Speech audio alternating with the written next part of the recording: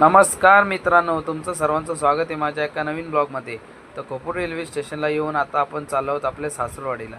ट्रेनने 1.5 तासाचा प्रवास पूर्ण करून फायनली आता आपण पोचलो आहेत उल्हासनगर स्टेशनला.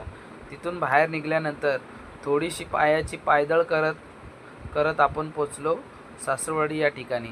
तर सासरवाडीला घरी न जाता मेळा स्कूटीवाला कसा ठोकून गेला बघा.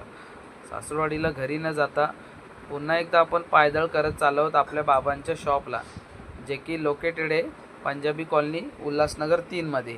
तर तिथे गेल्यानंतर आमचे बाबा हे अंड्याच्या गाडी लावत असतात.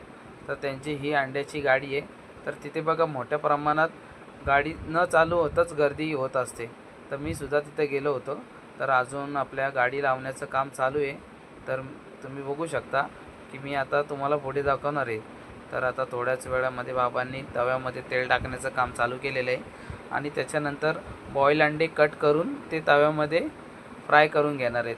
तर फ्राय केल्यानंतर त्यांचे हे चमचमीत मसाले बघा मित्रांनो, हे त्यांची खासियत आहे.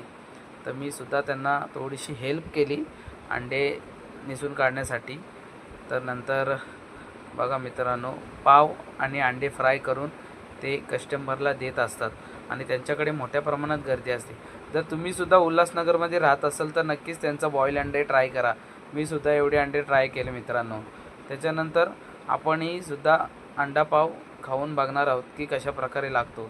तर मित्रांनो, व्हिडिओ आवडला असेल तर लाईक करा, शेअर करा आणि उल्हासनगरमध्ये राहत असाल तर त्यांचा अंडा पाव खाण्यासाठी ट्राय करा. धन्यवाद.